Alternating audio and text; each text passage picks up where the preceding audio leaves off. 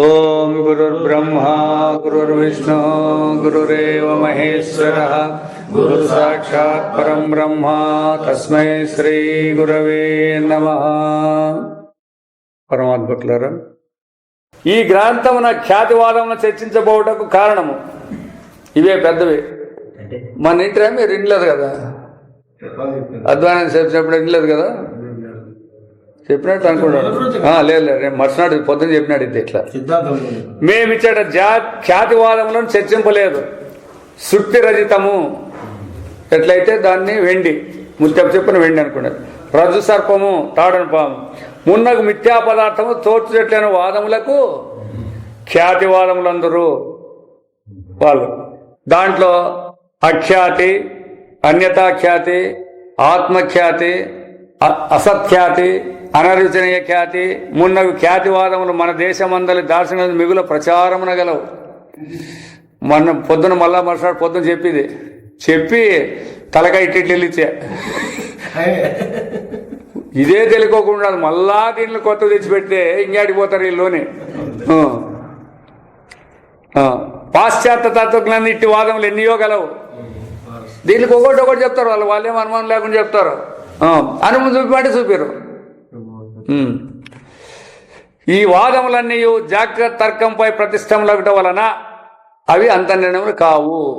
అది main point. ఏమంటే ఈ ఖ్యాతి, అఖ్యాతి, అన్యతాఖ్యాతి, ఆత్మఖ్యాతి, అసత్ఖ్యాతి, అనిర్చయ భ్రాంతి ఇవన్నీ మెలుగులో ఉండేటివి. మెలకువే సత్యం కానప్పుడు ఇవన్నీ ఎట్లా ప్రమాణాలు అవుతాయి? అయితే వీళ్ళందరూ ఈ ప్రమాణాలు ఉపయోగించే చెప్పేది.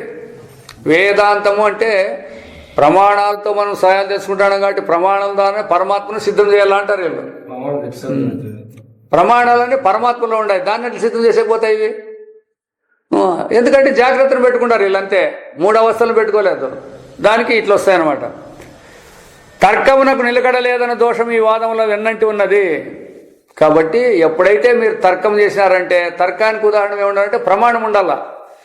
వస్తువు ఉంది అంటే నాకు కాని రావాలా అంటాడు, శబ్దం ఉందంటే నాకు వినపడాలా అంటాడు. తర్కం ఇదే. ఎట్లా చెప్తా? శబ్దం ఉందని నేను వినపడినాను, శబ్దం ఉంది వినపడలేదు అంటే అది ఎట్లుంటుంది? తర్కం.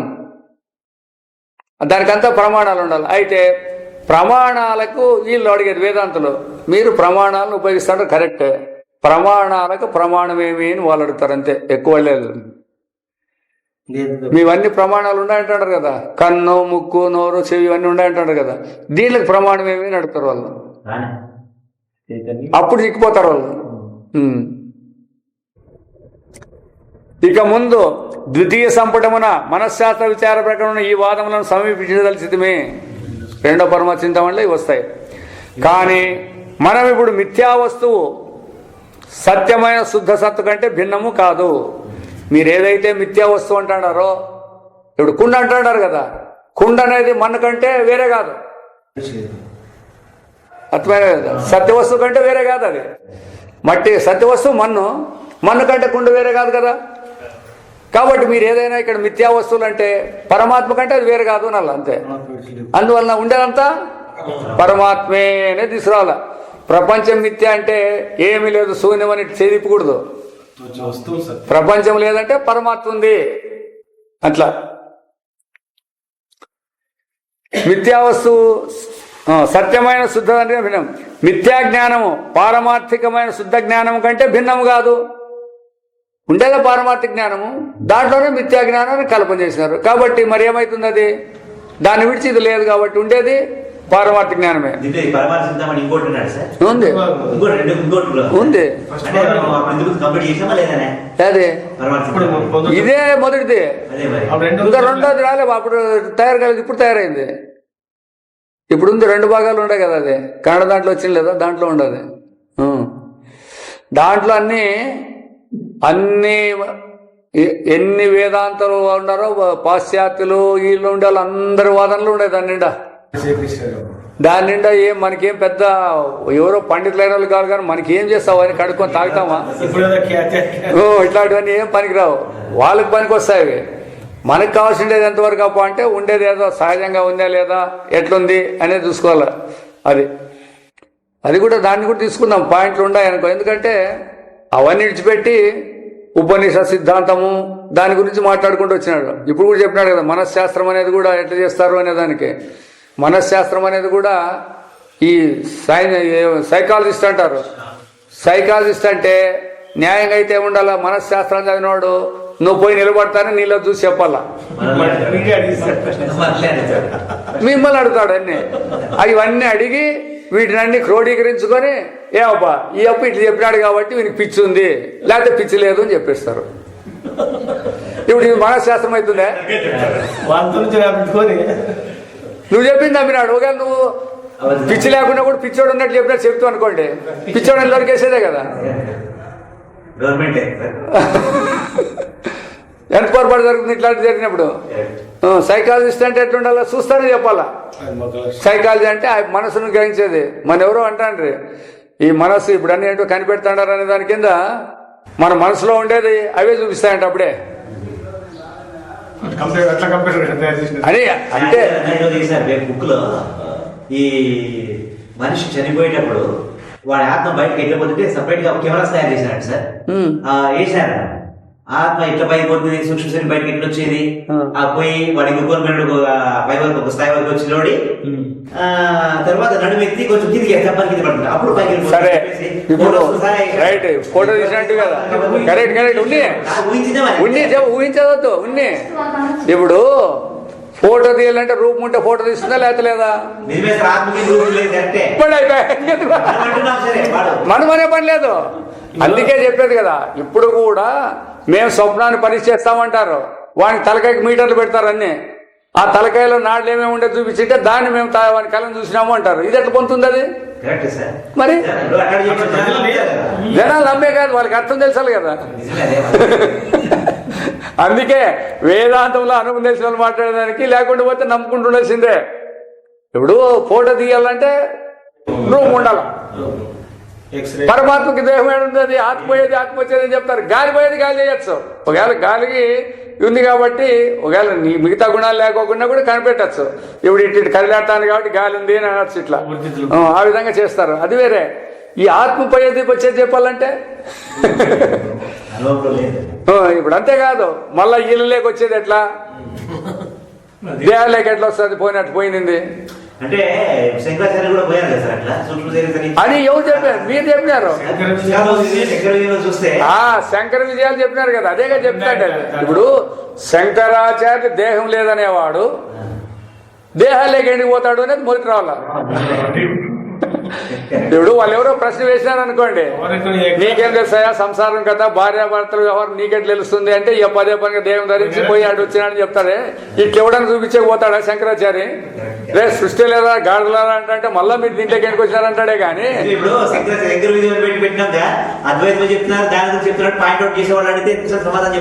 శంకర విజయం అనేది నీకేం తెలుసు? మొదటి అది చెప్పు. ఎందరో రాసినారంట, ఎన్నో రాసినారు. మరి ఎవరు నమ్మాలి ఇప్పుడు శంకర విజయము? ఆయన ఎప్పుడు వచ్చినాడు ఎప్పుడు పోయినానికి ప్రమాణమే లేదు, దారాలే లేవు. అదే చెప్తే కదా ఏ ప్రమాణం అంటే భాషాత్రయం. ఇదొకటే గుర్తు శంకరాచార్య ఉండడానికి. ఎప్పుడు పుట్టినాడు ఎట్లా పోయినాడని తెంపలేదు. ఈ మూడింటికి భాష్యం రాసినాడు కాబట్టి శంకరాచార్య ఉన్నాడు అని అలా మనం అంతే. దాన్ని బట్టే ఆయన క్యారెక్టర్ని కూడా తెలుసుకోవాలంతే. అంతేగాని వీళ్ళెవరో కొట్లాట పెట్టుకుంటే ఆయన అంతా చెప్పుకుంటూ పోతా అంటే ఆయనకేం పట్టింది? కొట్లాటలు పెట్టుకుంటే వాళ్ళని మాట్లాడుకుంటూ పోతే ఎట్లయితుంది? కాబట్టి ఉత్కృష్ట సిద్ధాంతం ప్రయత్నించితమే. దుఃఖము కూడా పారమార్థికమైన శుద్ధానందం కంటే భిన్నము కాదని ఉత్కృష్ట సిద్ధాంతం తెలుగుటకు ప్రయత్నించితమే. చూడండి, దుఃఖము కూడా పారమార్థిక ఆనందాన్ని విడిచిలేదు. అంటే దాంట్లో పరిమాణంలో తగ్గిందే గాని, సుఖం యొక్క పరిమాణం తగ్గింది కానీ దుఃఖం అనేది స్వతంత్ర వస్తువు కాదు. ఇప్పుడు ప్రతిదినము కడుపు నిండా భోజనం చేసేవాడు అర్ధ కడుపుకే దొరికింది అనుకోండి, అప్పుడు ఏమంటాడు వాడు? అయ్యో నాకు దుఃఖమైందప్ప అంటాడు. ఎందుకంటే కడుపు నిండలేదు కాబట్టి అని. దుఃఖం అనేది స్వతంత్రం కాదు. ఆ కడుపు పరిపూర్తిగా నిండుకోకుండా సగం నిండింది కాబట్టి ఆ పదం వచ్చింది అట్లా. కాబట్టి ఇది దేనికి సంబంధించింది అన్నట్టయితే ఆనందానికి సంబంధించిందే. ఆనందంలోని ఎస్సు తగ్గులు అది దుఃఖం అనేది. దుఃఖం స్వతంత్రం కాదు. అది ఎక్కువ ఆనందం లేకుండా తక్కువ ఆనందాన్ని దుఃఖము అని పేరు పెట్టినారు అంతే. దానికి వేరే సపరేట్గా లేదా. డబ్బు పోగొట్టుకున్నాడు దుఃఖపడ్డారు. అవును, అది చెప్తాను కదప్పా. దుడ్లు ఉన్నప్పుడు బాగుండాను అనుకున్నాడు, దుడ్లు పోయినాయి కాబట్టి దుఃఖమైంది అంటాడు. అంతేగాని దుఃఖం అనేది స్వతంత్రం కాదే. దుడ్లు పోయిన దానికే కదా దుఃఖం అనేది. మరి దుఃఖమైంది అనేది స్వతంత్రం ఎట్లయితుంది? అది దుడ్లకి ప్రధానం. ఇడ దుడ్లు ఉన్నప్పుడు సంతోషము, దుడ్లు పోయినప్పుడు దుఃఖం అంటాడు. దుడ్లే కానీ మదానం, ఇది ఎట్లయితుంది? ఇది దుడ్ల ఆధారంతోనే కదా నువ్వు చెప్పిండేది. మరి దుఃఖం అనేది స్వతంత్రంగా ఉందేడా? నీకు ఎత్తులేడు దాన్ని చూస్తురా, దాన్ని పట్టురా. ఆనందం తగ్గింది, దుడ్లు ఉన్నప్పుడు నేను బాగుంటానంటే అయ్యో నా దుడ్లు పోయినాయని ఏడుస్తుంది. మరి ఇప్పుడు దుఃఖం అనేది ఎందుకు వచ్చింది? ఆ ఆనందంలో తగ్గిన దానికి ఏడుపు వచ్చింది. అంతేగాని దుఃఖం అనేది స్వతంత్రం కాదు అని దీని నుంచే తక్కువ పరిణామంలో ఉండేదాన్ని పేరు చెప్తారు. వెలుతురు చీకటి అని చెప్పినాము కదా, తక్కువ వెలుతురుని చీకటి అంటాం అంతే. చీకటి అనేది స్వతంత్రంగా లేదు. స్వతంత్రంగా ఉంటే ఉండాలి అది ఎప్పుడన్నా కానీ. దానికి ఎప్పటికీ అట్లా వెలుతురు తగ్గినప్పుడు మాత్రం అది వస్తుంది. వెలుతురు ఉన్నప్పుడు ఏడన్నా వస్తుందే? మరి స్వతంత్రంగా ఉంటేనే నేను ఇప్పుడు వస్తానని రావచ్చు కదా అది. అయితే చీకటి ఉన్నప్పుడే నేను వస్తానని వెలుతురు వస్తే అదే పత్తపోతుంది అది. దీనికి ఆ శక్తి ఉంది, ఎందుకంటే సత్య వస్తువు ఇది. అట్లా సత్య వస్తువు అది, అసత్య వస్తువు అది, రెండు పదాలు ఏమి ఉంటాయి. ఆ పదాల్లో మెయిన్ అది, మిగతా దాన్ని అనుసరించి వచ్చేది ఇది కిందిది. దుఃఖం అని కానీ, చీకటి కానీ, వెలుతురు యొక్క అభావాన్ని చీకటి అని, ఈ ఆనందం యొక్క అభావాన్ని దుఃఖం అని పేరు, అంతేగాని స్వతంత్రంగా లేవు అని. ఇప్పుడు తీపి తక్కువ ఉందంటావా? లడ్డు తీపి తక్కువ ఉందంటావు. లడ్డు తీపి తక్కువ ఉంటుందా? చక్కెర తక్కువ వేసినావా? మరి కాబట్టి దాన్ని పదమే స్వతంత్రం వేయడం. దాని తీపి తక్కువ తీపే. దాంట్లో తక్కువ ఎక్కువ ఎట్లుంటుంది? తీపిలో ఎక్కువ వేసుకుంటే శాన తీపి ఉన్నప్పు అంటారు. శాన తీపి అనేది అది వేరేనా? ఎక్కువ చక్కెర వేసి ఉంటాడు, శాన తీపి అంటారు. కాబట్టి దాని గురించే రావాలి కానీ దీనికి స్వతంత్రమైన అస్తిత్వం లేదు. కాబట్టి మన ప్రక్రియలో శుద్ధ సచ్చిదానందం ఒక్కటే జాగ్రత్త దృష్టిచే సత్య మిథ్యాది విభాగములను దాల్చుతున్న మంగళకరమైన సిద్ధాంతము నిష్పన్నమగును. కాబట్టి మన స్వరూపం ద్వారానే ఇదంతా కూడా, ఈ ప్రక్రియను మనం చేసిన దాని వల్ల ఏమైపోతుంది తప్ప అంటే సత్య మిథ్య అంటే సత్యం అనేది మిథ్యా విభాగం అనేది దీంట్లో కల్పించబడిందే కానీ స్వతంత్రంగా మిథ్య అనేది లేనే లేదు అని చెప్పిండేది. ఇక్కడ సత్యం అనేది కూడా చెప్పే పని లేదంటాడు. అది ఇప్పుడు చెప్పేదానికి సత్యం అని చెప్పేదే కానీ సత్యం అనే పదం కూడా వాడకూడదు. పరమాత్మ స్వరూపానికి మౌనం తప్పితే ఏమీ మాట్లాడకూడదు. దాంట్లో ఉండేది అట్లా. ఇప్పుడు సత్యంగా ఉందంటే అసత్యం అనేదాన్ని చెప్పే కదా మీరు సత్యం చెప్పిండేది అని అడుగుతారు. అప్పుడు అసత్యం ఉండాలి కదా, సత్యం చెప్పాలంటే అని కూడా అడుగుతారు. ఇట్లా ఆ సత్యం లేదని చెప్పేదానికి అసత్యం చెప్పినామప్పా, అసత్యం ఉందని చెప్పే కాదని చెప్పాలా. నిష్పన్నం వట్టి తోపికైన ఉనికి, అజ్ఞానము, దుఃఖము అనుభావములు పరమార్థం యొక్క అభాస మాత్రములు. కేవల స్వరూపంలో ఇవి అభాసతో ఉండేటివి అన్నమాట. నిజంగా స్వతంత్రంగా ఉండేది కాదు. అజ్ఞానం అనేది, దుఃఖం అనేది, ద్వంద్వాలకు సంబంధించి ఏదైనా చూడండి, అవన్నీ కూడా కేవలము ఊహించుకున్నవి, కల్పించుకున్నవే. అనగా వాని యందలి మిథ్యారూపములైన నామరూపములన్నవాడు అంశము పరమార్థం యొక్క అభాస మాత్రమే. ఒకటి పరమాత్మను తెలుసుకుంటే ఈ అభాస ఉండదు, పరమాత్మ తెలుసుకుంటే అభాసే ఉంటుంది మనకంతా. ఇప్పుడు మనకంతా అభాసే. నేను ఆనందంగా ఉండనేది సరి ఉపాధి కాదు, దుఃఖంగా ఉండనేది సరైనది కాదు, అన్ని అభాసలే, అన్ని కల్పనలే. నూనె పరమాత్మ యొక్క ఉనికి ఎరుక సుఖమున లక్షణములు అప్పుడును భ్రాంతి సమయమున దాని యందు ఇమిడి ఉండును. మీరు ఎప్పుడు భ్రాంతి పొందినా దాంట్లో అవే ఉంటాయన్నమాట. ఇప్పుడు అక్కడ తాడు ఉంది అనే దాని బదులు పాము ఉంది అని అంటుంటారు. ఉంది అనేది దాంట్లోనే ఉంటుంది, అది లేకుండా పోయలేదు. ఆ ఉనికి నిడిస్తే ఈ పాము మిథ్యా పాము కూడా ఉండలేదు. అట్లా తెలియదు. ఏదైనా తీసుకోండి, జ్ఞానంలో కానీ ఆనందంలో కానీ ఎప్పుడు తీసుకున్నా అది ఉండేదే తీరాల. ఆత్మ యొక్క సంయోగం ఉంటేనే, ఆత్మ యొక్క ఉనికి ఉంటేనే దానికి అస్తిత్వం వస్తుంది. కావున రజ్జువు యొక్క అభాసమైన సర్పం దాంట్లో చెప్తాడు, దాని జతలో తోచున్న రజ్జువు యొక్క ఇది అనే అంశం అందే ఏకీభవించి ఉండినట్లా.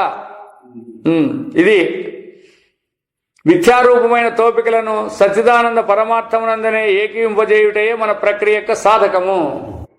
కాబట్టి ఇవన్నీ మాకు కనబడతాయంటే ఇవన్నీ ఉండేవి కాదప్ప, మీరు ఆ పరమాత్మ స్వరూపం నుంచి ఇవన్నీ కల్పించుకున్నారు.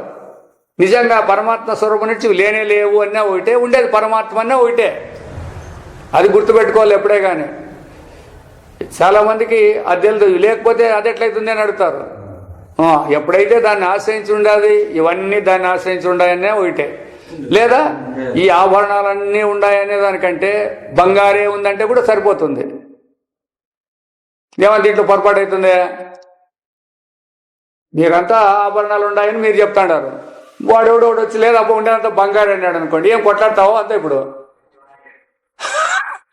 ఒకవేళ మీరు కొట్లాడతారనుకోండి, మా ఆభరణాలు ఉంటుకొని మీ బంగారు ఉందన్నమాట కరకు పెట్టిడిసే, అప్పుడు వాని బంగారం ఉంటుంది, మీకు ఆభరణాలు అట్లా. కాబట్టి ఇవన్నీ ఉన్నాయని మీకు తోచేటివన్నీ కూడా దాన్ని విడిచి లేవన్నా ఒకటే ఉండేది, పరమార్థం అన్నా కూడా ఒకటే అవుతుంది. కాబట్టి మిథ్యారూపమైన తోపగిన సచ్చిదానంద పరమార్థమునందే ఏకీంపజేయుటకే మన ప్రక్రియ సాధకము. అది ఈ ప్రక్రియ ఎందుకు పనికొస్తుందప్ప అంటే మన స్వరూపాన్ని తెలిపేదానికి మార్గము లేదా ఉపాయం. ఈ ప్రక్రియపై నిష్పన్నమగు సిద్ధాంతము. ఈ ఉపాయం ద్వారా ఏదైతే పుడుతుందో అదే పూర్ణానుభవంపై ప్రతిష్ఠితమగటం వలన. ఇది ఎట్లా పుట్టింది? ఊరినే ఏదో ఒక అవస్థను తీసుకొని దాని నుంచి విచారం చేయలేదు మనం.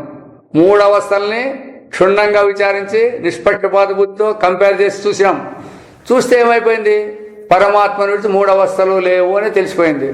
ఇంకా అనుభవానికి మళ్ళీ ఎవరైనా కొత్త వాళ్ళు వచ్చి లేదప్పా మాకు ఇంకా వేరేటి ఉండే దీంట్లో అని చెప్పేదానికి ఏం చెప్తారు వాళ్ళు?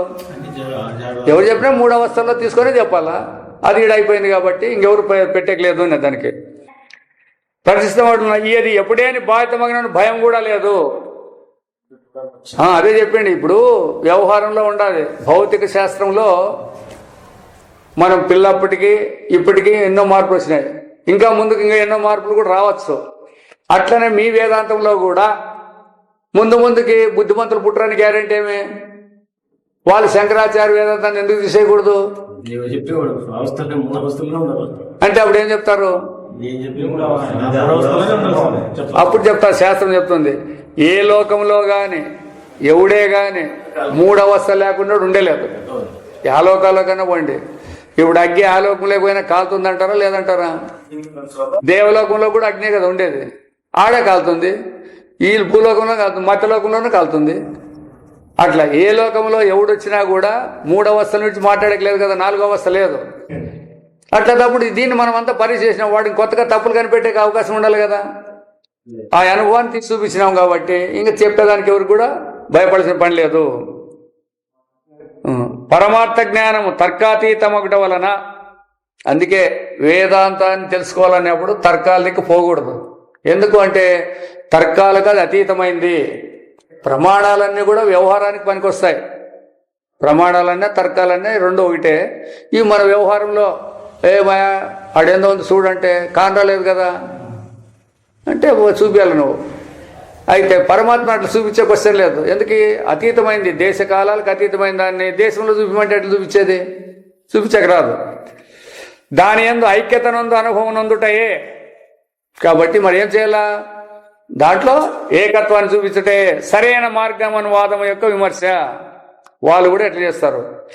మనం ఈ గ్రంథమును ప్రతిపాదించిన సచ్చిదానంద, ఎందుకంటే అన్నీ చెప్పేసినాడు, జ్ఞానము అందరకును సంభవింపగలదు. ఇది ఏ ఒక వ్యక్తికి సంబంధించిన ఆస్తి కాదు. ఇది పుట్టిన ప్రతి ప్రాణికి పరమాత్మానుభవమే, పరమాత్మ స్వరూపమే. దాంట్లో ఏం ములాదేం లేదు. అయితే ఉపాధికృతంగా వేరువేరుగా తోస్తాండొచ్చు. మనలో కొందరు వచించినట్ల పరమార్థ జ్ఞానం వేరు, దాని సాక్షాత్కారం వేరు ఎను అసమంజసమైన విభాగమును మనమిట అవలంబింపలేదు. పరమాత్మ అనేది ఒకటి ఉంది, దాని సాక్షాత్కారం అంటే చూసేది వేరుగా ఉందని చెప్పలే. వేదోక్తమైన ఐక్య జ్ఞానమును వాక్యంచే గ్రహించిన పిదప సాక్షాత్కరించుకుంట అవశ్యమనియు అందులకు యోగమును అభ్యసింపవలనను పూర్వం కొందరు భావించి ఉండిరి. అహం బ్రహ్మాస్మి, నేను బ్రహ్మై ఉన్నాను అనే వాక్యం వచ్చిందనుకోండి. అది పిదప దాన్ని చూసేదానికి సాక్షాత్కరించుకోవడానికి అందులకు యోగం అభ్యసింపవలయను అని చెప్పినారు. అదే పాతంజలి యోగాలే, అవే యోగాలు అంటే అవే సాక్షాత్కారం అని పూర్వం కొందరు భావించి ఉండేది. ఇప్పుడును కొందరు ఇదే అభిప్రాయం సమర్థించుతున్నారు. మన దాంట్లో కూడా ఉండరు ఇట్లా వాళ్ళంతా. అదే సమాధి పోవాలనేది దానినే సమర్థించే ఇప్పుడు కూడా ఉండరన్నమాట, దాన్ని సమర్థించాలని. పరమార్థము శుష్క తర్కమునకు గోచరించినది కాదు, కావున చర్చించడం వలన ప్రయోజనం లేదు. మన యందలి సాంసారిక ప్రత్యయములను నడతలను అతిక్రమించి ఉత్తమమైన పరమాత్మభావం దానికి తగిన ప్రవర్తనను సంపాదించవలెను. ఆ సాధన బలముచే పరమార్థ సాక్షాత్కారం అని కొందరు వాదించుతున్నారు. అంతేమే, ప్రతి ఒక్కడు కూడా సాధనల ద్వారా సాధించాలనేదే. ఈ మాటలంతా అర్థమేమప్ప అంటే సాధనలు చేసి ఆత్మతత్వాన్ని పొందాలనేదే మాటలు ఇవన్నీ. జ్ఞానము ఉదయించుటకు చిత్తం శుద్ధముగా ఉండవలేను. ఈ పాయింట్ ఏమో సరిపోతుంది. అది చిత్తశుద్ధికి అమానిత్వాదులు అవసరములు. ఈ విషయమున ఎవరికి భిన్నాభిప్రాయం లేదు. అది అమానిత్వం అదంబిత్వం అని భగవద్గీతలో ఉండాయే, అవి ఉండే తిరల. కానీ ఆత్మజ్ఞానము కంటే అన్యముగా సాక్షాత్కారము కలగవలననియు. ఇప్పుడు ఆత్మజ్ఞానం ఉంది, దాన్ని ఎట్లా మీరు దర్శిస్తారు? చూడాలంటే కనపడాలి. అది ఎందుకు అలాగే ఇప్పుడు దేవతలు ప్రత్యక్షమవుతారు కదా అని అట్లా కలగాలని. సాక్షాత్కారం కనీసం యోగము, ఆ సాక్షాత్కారం పూర్తి అయ్యేటట్లేదు, దానికి యోగం చేయాలా. భావన ఆయన సాధన కొందరు అంటున్నారు. భావము ఉండాలా, యోగము ఉండాలా. చాలు మనకు భావం ఉంటే అవుతుంది, యోగంతో అవసరం లేదు. నన్ను అడిగితే నేను సావుకారు అనే భావన పెట్టుకోండి, ఏమైంది నొప్పింది సావుకారు అవుతావు, ఏం పెద్దగా నీకు ఏమి ఇంకా ఏం సాధన చేయాలా? నేను మద్రాసులో ఉన్నాను అనుకోపా, ఏం నష్టమైంది? ఇప్పుడు భావన మద్రాసులో ఉండాలని చూసేసినాడు, మద్రాసులో ఉంటాడు కదా, అయిపోయి కదా మరి అనుకో. ఎవరు కాదన్నారు? ఎవరో వద్దని వాళ్ళు ఉంటే కదా, నీకు ఎవరో వద్దనింటే భావన నీ మనసులో ఉంది కదా, అదేం పక్కన ఉంది ఎవరికన్నా కనపడేకి. బయటకు చెప్తే ఎట్లు పడతాయి, అది వేరే కథ. లోన్ అనుకుంటేకేమే, లోన్ అనుకుంటేకేమబ్బా. చూడండి ఎట్లా ఉండదు వాళ్ళు. కాబట్టి కానీ ఆత్మజ్ఞానం అన్నిగా సాక్షాత్కారం సాక్షాత్ యోగము భావన సాధన ఇది సరికాదు. ఏలైనా పరమార్థం యొక్క సాక్షాత్కారం అనగా దేవుని తన శరీరమున ఆవాహనం చేసుకున్నట్టు కాదు. మాకు అది వచ్చింది ఇది వచ్చిందని ఎగలాడుతాడు చూడు, అట్లా చేసుకునేది కాదు. ఇది చేసుకునేది నేను చెప్పుంటుంది, మళ్ళీ పోతుంది. అయితే శాస్త్రం ఏం చెప్పింది? మీరు ఎప్పుడు పరమాత్మ స్వరూపులని శాస్త్రం చెప్పింది. మీరు ఆవాహన చేసుకుంటే ఏం చెప్పుంటుంది? అది ఒకానొక ఆవేశ స్థితి అని భావింపరాదు. అంటే వచ్చినప్పుడు లేచి తిరుగుతా అంటారు చూడండి, అది అట్టి భావన లేక ఆవేశము శాశ్వతంగా నిలవజాలదు. కాబట్టి అదే సత్యమవుతుంది. కావున అది పరమార్థం కాదు. పరమార్థం యొక్క సాక్షాత్కారము యోగమునో లేక మరి దేని యొకానొక ప్రసంఖ్యానంతో చేసి పొందదగినచో, ప్రసంఖ్యానం అంటే మళ్ళా చేయాలని, అది ఆయా సాధక వ్యక్తి యొక్క అనుభవం మాత్రమే గును కానీ తత్వశాస్త్రం యొక్క విషయం కాజాలదు. వాళ్ళు సొంతంగా చేసుకోవచ్చు. చెప్పి నేను 4 నెలలు భోజనం చేయకుండా ఉంటాను, ఉండొచ్చు. అందరూ ఉండమను, వాళ్ళు ప్రాక్టీస్ చేసి ఉండొచ్చు. 6 నెలలు ఉండొచ్చు, దానికి లేదు సంవత్సరం కూడా ఉండొచ్చు. అవేం దాన్ని తీసేసే క్వశ్చన్ లేదు. మళ్ళీ అదెంటి సాధ్యమవుతుంది అని మనం అడగకూడదు. సాధ్యం చేసుకున్న వాళ్ళు ఉండారు. అది వైయక్తిక అనుభవం, శాస్త్రానికి సంబంధించింది కాదు. అది వాడు సొంతంగా చేసుకున్నటువంటి వ్యవహారం అది. కాబట్టి యోగుల అనుభవ విశేషమును తత్వశాస్త్రమునకు ముడిపెట్టుట సార్వత్రిక అనుభవాధారంపై తత్వ నిర్ణయములను మూల నియమునకు విరుద్ధము. యోగ సిద్ధులు తీసుకొచ్చి ఇటు పెట్టకూడదు. హనుమంతుని యొక్క లక్షణాలన్నీ తీసుకొని వచ్చి వేదాంతానికి ముడిపెట్టలేదు. అందుకే హనుమంతుడు కూడా తన లక్షణాలన్నీ కూడా సంకలో పెట్టుకొని రాముని ముందు కూర్చున్నాడు. నేనే వేదాంతానికంటే గొప్పవాడని తిరగలేదు ఆయప్ప. అర్థమైనా అన్ని సిద్ధులు ఉన్నాయి ఆయనకి. ఆ సిద్ధులన్నీ పెట్టుకొని ఆడు కూర్చున్నాడు. కానీ కుర్చీ మీద కూర్చున్నాడా, కాలు కింద దగ్గర కూర్చున్నాడా? మరి ఎందుకు కూర్చున్నాడు కాళ్ళ దగ్గర? అది చెప్పండి. ఇవన్నీ పనికిరావు అని మరి దీన్ని వేదానికి ముడి పెడతానంటే, రామానికి సీతను చూసే నేను కదా చూసొచ్చిండేది, నాకంటే నువ్వు గొప్పవాడు అని అంటే సులభంగా పోతుంది కదా. అది సరిపోతుందా? అందుకే అట్లా బాగా గుర్తుపెట్టుకోండి అండి. మా నానే అడ్వాన్స్ వస్తుంది సార్. ఎగ్జాంపుల్, ఆయన రామకృష్ణ పరమహంస రోజు నైవేద్యం పెట్టేవాడు చిన్నప్పటి నుంచి. చిన్నప్పటి నుంచి నైవేద్యం పెట్టి 1 గంట 2 గంటల సేపు చూస్తున్నట్ట. ఆయన వచ్చే వరకు తిని నోట్లో పెట్టే వరకు ఈయన ఇచ్చిపెడుతున్నట్ట. అంత 7 గంటల సేపు అట్టే కూర్చుంటే ఇంకా ఆయన బాధపడ్డాక ఆయన వస్తున్నట్ట. ఏ పని చేసినా ఆమెకు చెప్పే చేస్తున్నట్ట ఆయన ఒప్పుకుంటే. అట్లా ఒక తత్వమే వచ్చినట్ట. నీ జ్ఞానం చెప్తాను రా, ఇదంతా లేదురా, మా అమ్మనాడు వస్తానని చెప్పి పోయినాడు. అయ్యో నేనే మనకి పంపించింది, నీ సత్యం కాదు, పోయి తోదబరి పోవాడిగా చెప్పినాడు. అదే కదా నారదునికి నారాయణ ప్రత్యక్ష అదిగా చెప్పిండు. ఇది నువ్వు నా దర్శనం నువ్వు అనుకుంటాను, నా నిజమైన రూపం కాదు ఇది, నీకు సహస్ర యుగాలైనాక పోతుంది పోని చెప్పినాడు కదా. సహస్ర యుగాలైనాక నన్ను చేస్తావు పోంటాడు. మరి కాబట్టి ఇవన్నీ వచ్చేట్టు కాదు అని మూలనేమనకు విరుద్ధం. మన అనేకులకు యోగానుభవం లేదు గాన యోగులు స్వప్నములను సృజించుకొనగలరు, వానిని వేరువేరు విధములా మార్చుకొనగలరు. వారు నిద్ర ఎందు బాహ్య జ్ఞాన సహితులై ఉందరు. నిద్రలో కూడా బయట జ్ఞానం ఉంటుంది, నిద్రపోతాంటే కూడా. వారికి చనిపోయిన పిదవా స్పష్టమగు శరీర విచారము తెలిసి ఉండును. అందుకే చెప్తారు కదా భూత భవిష్యత్తులు చెప్తారని. ఈ భూత భవిష్యత్ వర్తమానాలన్నీ కూడా మెలకుకు సంబంధించినవే. ఆ పాయింట్ మర్చిపోకూడదు మనము. ఎన్ని ట్రిక్లైనా చేయని ఏమైనా చేయనిలేండి, ఇదంతా మెలకు సంబంధించిన విషయము. అది చెప్తే కదా చచ్చిపోయిన వాళ్ళు కూడా బతికించిన వాళ్ళు ఉంటారు కదా, నారదుడు చెప్తాడు కదా. అదంతా మెలకులో ఉండదు. అది మెలకు పోతే అంతా వాళ్ళు బతికించిన అంతా వెళ్ళిపోతుంది కదా దాంతోపాటే. వారికి భూత భవిష్యత్తును సంగతులు వ్యవితంగానున్నాను, ప్రత్యక్షములై కూడా ఉండను. అవి వేరువేరుగా ఉంటే వాళ్ళు దగ్గర ఉన్నట్లే ఉంటాయంట వాళ్ళకి. మున్న విధముల వచించుట తత్వ పరిశోధన ఎందు తమ అయోగ్యతను చూపుకొనటే గాని వేరు కాదు. అందుకే మహిమ చూపువాడు మధ్యం ఉండనిండేది వేవన. ఇప్పుడు అర్థమైనా జనం అంతా చూపిస్తా అంటే పరిగెత్తుతా అంటారు. అట్లే ఊరినవి మహిమలు చూపిస్తాడని చెప్పి ఏం చెప్తారు? స్వరూపాన్ని చెప్పలేకున్నప్పుడు ఇది చెప్తారు. యోగము వేదాంత సిద్ధాంతమునకు విరుద్ధమనటను. అయితే యోగ సమాధి వేదాంత ప్రయోజన ప్రాప్తికి అనవశ్యమనటను, ఆ సమాధి అనవశ్యమనటను పూర్వాచారులు స్పష్టపరిచినాడు. చూడండి ఎంత వాళ్ళు తీసి పారేసినట్టు, ములాలు లేకోకుండా తీసి పారేస్తారు. కారణం ఏమి అంటే అవన్నీ సాధన ద్వారా వచ్చేటవి. ఇక్కడ మనం చేసే సాధనలన్నీ నువ్వు చెప్పినట్ల దేవుని ప్రత్యక్షం చేసుకునే వరకు కూడా చిత్తశుద్ధి అంటాడు. ఒకటే మాట ఇంతే, జ్ఞానం కాదు. కాళికా దేవుని ప్రత్యక్షం చేసుకున్నా అది చిత్తశుద్ధి కోసమే కానీ జ్ఞానమేం కాదు. అది దాని నుంచి గొప్పతనం ఏం రాదు, మళ్ళీ అతడు మరణించాల్సిందే. అయితే జ్ఞానం ద్వారానే జరామరణాలు లేవు అనేది గుర్తించకొచ్చేది. దానికి ఆ ఏకాగ్రత ఉన్న సులభంగా తత్వాన్ని తెలుసుకునే అర్హులవుతారు. వాళ్ళకి ఉపాసకులకి త్వరగా బోధపడుతుందని చెప్పిండేది. అది మనకి ఉపాసన చేసే యోగ్యత లేదు, నానా విధాలు మన సంకల్పాలు కూడుకుంది కాబట్టి మనకి కర్మయోగం చెప్పినారు. ఆ కర్మయోగం చేసిన తర్వాత వాళ్ళకి వచ్చేది ఉపాసన. కర్మయోగం చేయకనే ఉపాసన కూడా రాదు.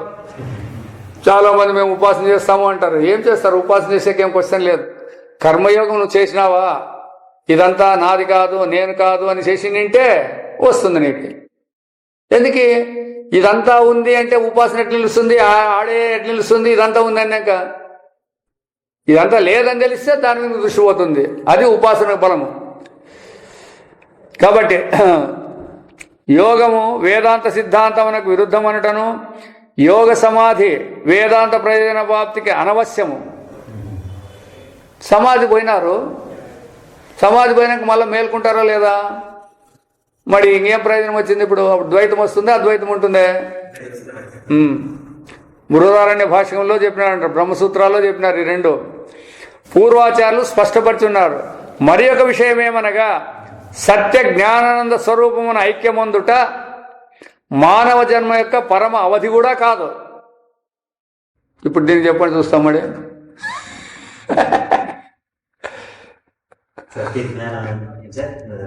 మళ్ళీ తగ్గుతుంది తిన్నాడు బాగా అందరూ. అందుకే చెప్తాను బాగా, అన్నీ ఇవి సులభంగా అర్థం కావాలి.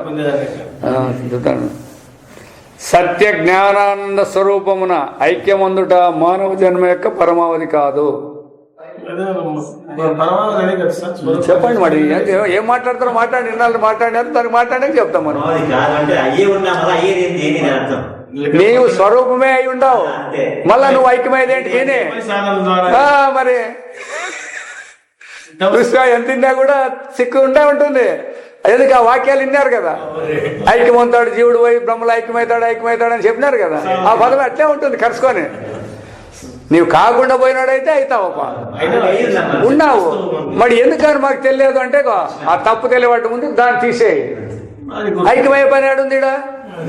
ఏం తగిలించుకుంటావో దాన్ని తీసేసేది ఉంది, కానీ దాంట్లో పోయి కలుసుకుంటేది ఏడుంది? తప్పు తెలివిని అంటుకట్టుకుంటాము, ఆ తప్పు తెలివిని తీసేయాలి అంతే. ఆ తప్పు తెలివి తీసేయడం అంటే అది మనసులో ఉండేది. అది తప్పు తెలివి అనేది కలుసుకోలేడా? నేను దేహం అనేది మనం అంతఃకరణంలో దోషం అది.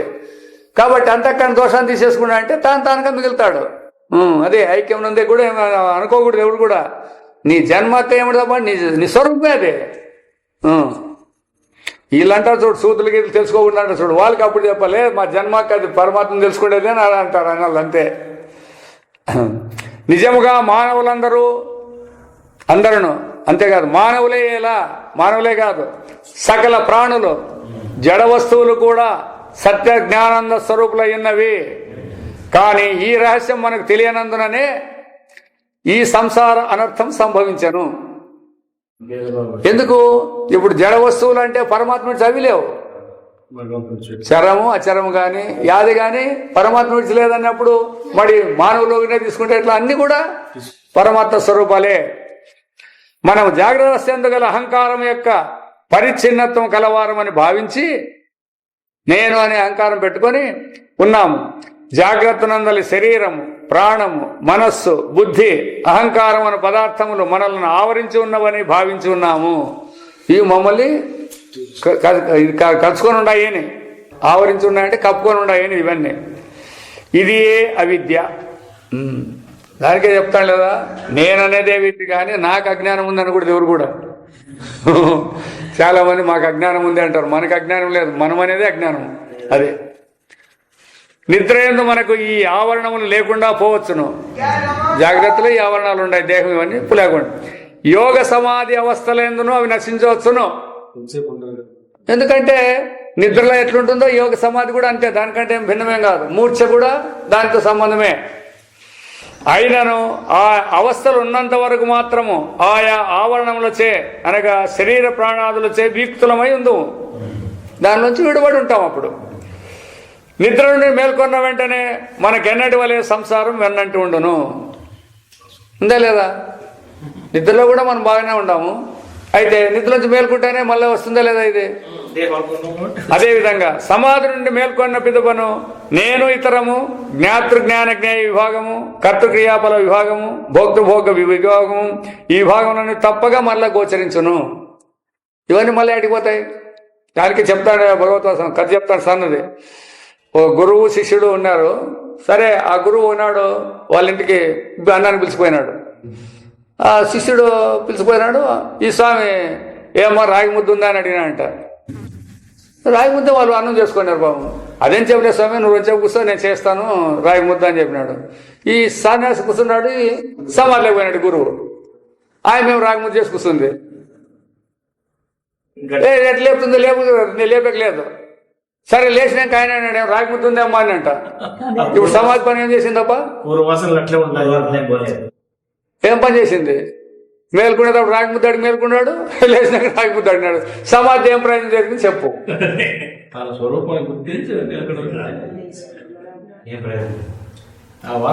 ఒకవేళ సమాధి లేకపోతే నేను పరమాత్మ అనేది నీకు తెలుసు కదా, విచారం ద్వారా తెలుసాలి. మళ్ళీ అది ఆ సమాధి స్వరూపం అనేది పరమాత్మ.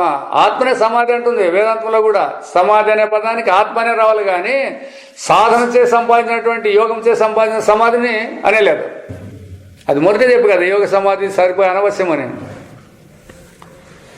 కాబట్టి భోక్తృభోగ్య విభాగం తప్పక మన వంటి ఇతర ప్రాణులు గోచరించును, మిగతావి కూడా కనపడతాయి. ఈ దృశ్యములందు మరలా సత్యత్వ బుద్ధి తల ఎత్తును. సమాధిలో ఉన్నంతసేపు ఉన్నాడు, మళ్ళీ వేలుకొస్తాను అన్నింటిలోని ఇవన్నీ సత్యమైన బుద్ధి అడిగిపోతుంది. అది ఇవన్నీ లేవని ఉండాలి కదా మళ్ళీ మెలకు వచ్చినా కూడా.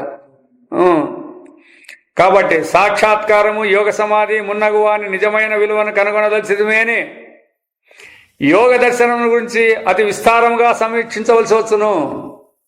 దానికి సమాచారం చెప్పాలంటే దానికి ఎక్కువ చదవాలి. ఇంకా ఈ విషయమును ద్వితీయ సంపుటమును వివరింపగలము. ఈ సమాధులకైతే దాంట్లో వస్తుంది. ఇట్టి సాధనలేవిను శాశ్వత ఫలదాయకములు కావని ఇప్పటికి జ్ఞప్తి అందించుకొనొచ్చో చాలు. కాబట్టి దానికంతా ప్రయత్నాలు చేసేకి అనవసరంగా పోవద్దండి అని. ఇప్పుడు ఆ అష్టాంగ యోగాల్లో కూడా 5 చెప్తుంది. అదే ఆసనము, ఇది ప్రాణాయామం, ప్రత్యాహారం, వాటి వరకు చెప్తుంది. అదే ధారణ, ధ్యానము, సమాధి అనేది మాత్రం తీసేస్తుంది. అవి ఒప్పుకోదు. ఎందుకంటే ఇవి కూడా మనకు వేదాంతంలో ఒక ఆసనం వేసుకునేదానికి ఇవన్నీ పనికొస్తాయి. యమము, నియమము, ఈ ప్రాణాయామం, ప్రత్యాహారం అనేవి ఇవి పనికొస్తాయి. ఇవి అంతవరకే దాన్ని అడ్డు పెట్టుకోవాలి. ఆసనాన్ని వరకే. మళ్ళీ ధారణ, ధ్యానం, సమాధానం పోతే అవి సాధన అయిపోతుంది. మనకి ఈ విభాగములు కనిపింపక మాయమొకటి కానీ వాని నాశనం కానీ అనవసరము. ఎందుకంటే ఉంటే కదా కనపడకూడదు అనేది, నాశనం కావాలనేది. ఉంటే అవన్నీ కోరల్లా, లేనివి అవి. కానీ వాని అందరి సత్యత్వ బుద్ధి నశించినచో చాలును. అంటే లేవని తెలుసుకుంటే చాలా పని. చూడండి ఎట్లుందో. మనం దీన్ని పోగొట్టాలని ప్రయత్నం చేస్తున్నాం. మాకు ఈ ప్రపంచం అంతా కనపడకూడదు అని. కనపడినా సత్యం కాదు అనేది పెట్టుకోండాలి అంతే. అది అనుభవం ద్వారా తెలుసుకోవాల్సింది. వేరే రకాల విషయాలు దండి కనపడతాయి. ఆ విషయాల్లో కూడా ఆనందం ఇచ్చేది లేదని దాన్ని కోరుకోకుండా ఉంటాడు జ్ఞాని అయినట్టు. వాళ్ళకేం కనపడదా? ఇప్పుడు రామకృష్ణ పరమహంసకి ఏం కనపడలేదా ప్రపంచము? రమణ మహర్షి కనపడలేదా ప్రపంచము? కనపడింది. అయినా సత్యం కాదని ఉండరు వాళ్ళు. వాళ్ళకి దేహాలు ఉన్నాయని తెలియదు. కనపడవా? కనపడినాయి. అయితే దేహాలు సత్యం కాదని గుర్తించినారు. ఇట్లా సత్యత్వ బుద్ధి నశించాలి కానీ వస్తువులు పోవద్దనేది. ఎందుకంటే వస్తువులు ఉంటే కదా పోయేకి. చూడు, ఇప్పుడు తాడులో పాము పోయేదానికి మీరు పాము చంపినారా లేకపోతే ఆ మనసులో ఉండే తప్పు తెలుగు తీసేసినారా? అంతే. తాడని గుర్తిస్తానే పాము అనే వస్తువు ఉందే, అంతకుముందు కనపడింది కదా. అట్లనే ఇప్పుడు కూడా పరమాత్మని వెళ్ళినప్పుడు ప్రపంచం అనేది కనపడింది. ఎప్పుడు అనుభవం ద్వారా, గురువుల ద్వారా మనం తెలుసుకుంటామో సత్యం కాదని గుర్తిస్తే అయిపోయింది అంతే. అదే కనపడుకోకుండా పోవాలనేది ఏం వద్దండి మీకు. పూర్వదృష్టిచే విచారించిన అనంతరము ఇదంతయు అవిద్యా దృష్టిని గోచరించే విభాగమును గ్రహించిన వెంటనే ఈ సమస్త వివాత్మైన ప్రపంచమంతయు నా స్వరూపమైన సచ్చిదానందాత్మ కంటే భిన్నంగా లేనేదని తెలుసుకొని, కాబట్టి ఇంతవరకు మనం విచారం చేసిండేదంతా కూడా మన స్వరూపమైనటువంటి సచ్చిదానంద స్వరూపాన్ని విడిచి లేదనలా. అందరికీ ఎవరికో ఒకరికి కాదు, ఇది అందరికీ ఒకటే స్వరూపం కాబట్టి తెలుసుకొని ధన్యులమైనం. కావున ఇట్టి మంగళకరమైన సిద్ధాంతమును తెలియజేయు అవస్థాత్రయ ప్రక్రియను మాత్రం ఇచ్చట విశదీకరించితిమి. కాబట్టి ఈ విధంగా ఈ అవస్థాత్రయ ప్రక్రియ యొక్క ప్రయోజనం ఏమి అన్నట్లయితే మన యొక్క స్వస్వరూపాన్ని గుర్తించేదానికి ఒక ఉపాయం. దీన్ని ఎవరు గ్రహించుకొని దీంట్లో నిలబడితే మనం ధన్యులైతాము అని చెప్పి చెప్పినారనమాట. ఓం సతోమా సద్గమయ తమసోమా జ్యోతిర్గమయ మృత్యోర్మా అమృతంగమయ. ఓం సహనావతు సహనౌ భునక్తు సహ వీర్యం కరవావహై తేజస్వినావధీతమస్తు మా విద్విషావహై. ఓం పూర్ణమదః పూర్ణమిదం పూర్ణాత్ పూర్ణముదచ్యతే పూర్ణస్య పూర్ణమాదాయ పూర్ణమేవావశిష్యతే. ఓం శాంతి శాంతి శాంతి.